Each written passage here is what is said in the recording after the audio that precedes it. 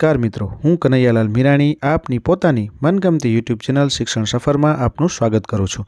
આ ચેનલ ઉપર શૈક્ષણિક માહિતી, અભ્યાસક્રમ, શિષ્યવૃત્તિ પરીક્ષાઓ, સરકારી યોજનાઓ, સ્પર્ધાત્મક પરીક્ષાઓ તથા કમ્પ્યુટર અને ટેકનોલોજીને લગતા વિડીયો અપલોડ કરવામાં આવે છે। હજી સુધી તમે જો આ ચેનલને સબસ્ક્રાઇબ ના કરી હોય તો સબસ્ક્રાઇબ કરી દેજો, તમારા મિત્રોને શેર કરી દેજો અને બેલ આઇકન દબાવી દેજો જેથી અમારા નવા વિડીયોની અપડેટ આપને મળતી રહે।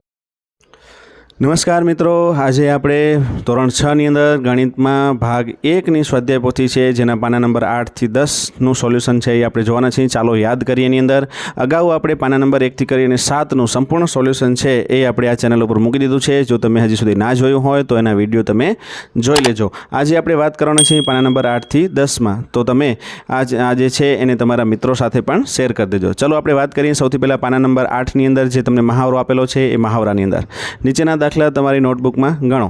તો પહેલો દાખલો આપેલો છે, એક ગામની વસ્તી 6800 છે જેમાં 18 વર્ષથી નાના બાળકો 1734 અને 60 વર્ષથી મોટા વડીલો 2230 છે। તો 18 થી 60 વર્ષની ઉંમરવાળી કુલ વ્યક્તિઓ કેટલી હશે? તો તમે અહીંયા કને જોઈ શકો છો। આપણે આ રીતના ગણીશું। સૌથી પહેલાં 1734 બાળકો અને 2230 વડીલો છે એનો આપણે અહીંયા કને સરવાળો કરીશું।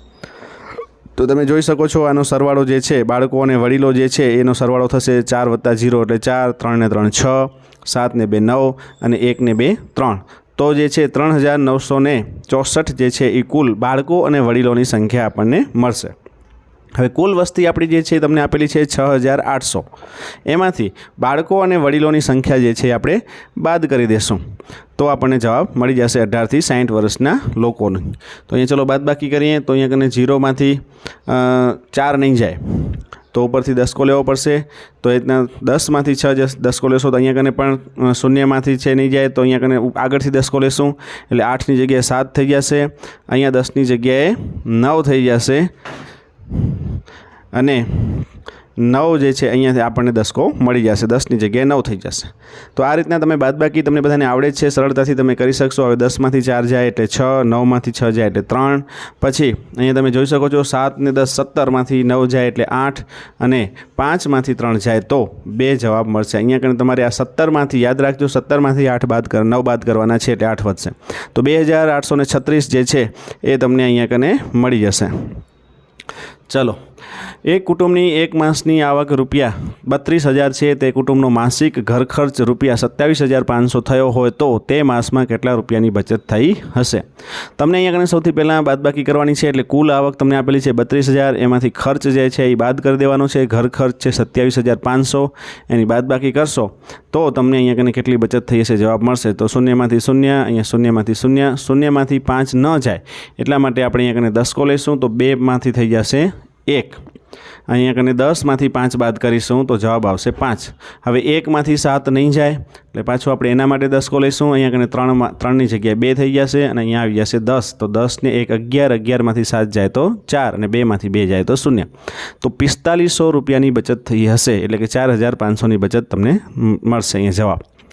ત્રીજો પ્રશ્ન છે, નીચેના કોષ્ટકમાં કેટલાક વાહનોની ઝડપ અને પેસેન્જર બેસાડવાની ક્ષમતા દર્શાવેલી છે, તેના પરથી નીચેના પ્રશ્નના જવાબ તમારી નોટબુકમાં ગણતરી કરીને આપો। તો અહીંયા તમે જોઈ શકો છો કોષ્ટક જે છે એ તમને આપેલું છે। આ કોષ્ટક પ્રમાણે આપણે જોઈએ તો રિક્ષાની અંદર 3 પેસેન્જરો બેસી શકે છે અને ઝડપ એની કેટલી છે તો 30 કિલોમીટર પ્રતિ કલાકની છે, એટલે કે 1 કલાકમાં 30 કિલોમીટર કાપે। કારની અંદર 5 પેસેન્જર બેસાડવાની જગ્યા છે અને એની ઝડપ જે છે એ કેટલી છે તો 90 કિલોમીટર પ્રતિ કલાક છે। બસની અંદર 56 પેસેન્જર બેસાડવાની ક્ષમતા હોય છે અને એની ઝડપ જે છે એ 60 કિલોમીટર પ્રતિ કલાક હોય છે। ચલો, તો હવે એના આધારે પ્રશ્નના જવાબ લખવાના છે કે એક કાર 2 કલાકમાં કેટલું અંતર કાપશે અને રોજના 2 ફેરા લેશે તો એક અઠવાડિયામાં કેટલા પેસેન્જરનું વહન કરી શકે? તો સૌથી પહેલાં આપણે 2 કલાકમાં કેટલું અંતર કાપશે એનું આપણે જોઈએ। તો 1 કલાકમાં 90 કાપે છે તો 2 કલાકમાં એટલે કે 90 × 2 બરાબર કેટલું કાપશે? તો આનો ગુણાકાર કરશો તો તમને જવાબ મળશે અહીંયા કને 180 કિલોમીટર અંતર કાપશે। હવે રોજના 2 ફેરા લેખે એક અઠવાડિયામાં કેટલા પેસેન્જરનું વહન કરી શકે એનું આપણે જોઈએ। તો સૌથી પહેલાં રોજના 2 ફેરા 5 પેસેન્જર બેસાડી શકે છે અને એક અઠવાડિયામાં એટલે કે 7 દિવસ એટલે કે 2 × 5 × 7, અહીંયા તમે આ રીતના ગુણાકાર કરી શકશો। એનો 5 પેસેન્જર બેસાડવાની ક્ષમતા છે તો 2 × 5 × 7 કરશો તો 70 જવાબ તમને અહીંયા કને મળશે, જે એટલે 70 પેસેન્જરનું વહન કરી શકશે એટલે કે કરશે. જરૂર પડે ત્યાં વિડીયોને સ્ટોપ કરી અને આ જે છે જવાબો છે એ તમારી સ્વાધ્યાય પોથીમાં લખતા રહેજો, જેના કારણે તમને સરળતાથી આ જવાબો જે છે એ સમજાઈ જાય અને તમારા મિત્રોને પણ શેર કરજો, જેના કારણે એમને પણ સરળતાથી આ મળી રહે. બીજો પ્રશ્ન તમે જુઓ, 15 કિમીના એક રૂટ ઉપર રિક્ષાને પહોંચતા કેટલો સમય લાગશે? તો રિક્ષા 1 કલાકમાં 30 કિલોમીટર કાપે છે, તો 15 કિલોમીટર કાપવા માટે એને 1 કલાક કરતાં અડધો સમય, 1 કલાક એટલે 60 મિનિટ, તો અડધો સમય લાગશે 30 મિનિટ. તો આ રીતના તમે જોઈ શકો છો. ત્રીજો પ્રશ્ન છે, બસ અને કાર 120 કિમી દૂરના સ્થળે પહોંચવા સવારે 6 કલાકે એકસાથે ઉપડે છે, તો કયું વાહન બીજા વાહન કરતાં નિયત સ્થળે વહેલું પહોંચશે અને કેટલી મિનિટ વહેલું પહોંચશે? તો બસ છે 1 કલાકમાં 60 કિમી કાપે છે, તો એને 2 કલાક લાગશે 120 કિલોમીટર કાપતા, એટલે અહીંયા કને જવાબ આવશે એનો 2 કલાક. હવે કાર છે 1 કલાકમાં 90 કિલોમીટર કાપે છે, તો 1 કલાક અને 20 મિનિટની અંદર એ 120 કિમી કાપી લેશે, એટલે કાર છે એ વહેલી પહોંચશે. અને કેટલી વહેલી પહોંચશે? તો આને 2 કલાક લાગશે અને આને 1 કલાકને 20 મિનિટ લાગશે, એટલે કે 40 મિનિટ અહીંયા કને વહેલું પહોંચશે. તમે અહીંયા કને જોઈ શકો છો, કારણ કે 1 કલાકની અંદર 90 મિનિટ કાપશે, તો બાકીના 20 મિનિટની અંદર એ 30 કિલોમીટર કાપી લેશે. તો આ રીતના જવાબ તમારો મળશે 40 મિનિટ. ચલો, ચોથો પ્રશ્ન છે, એક દુકાનદાર પાસે 206 કેરીઓ છે. તેણે આ કેરીઓને ખોખામાં ગોઠવી દરેક ખોખામાં 12 કેરી સમાય છે, તો તેને કેટલા ખોખાની જરૂર પડશે અને કેટલી કેરીઓ બાકી રહે?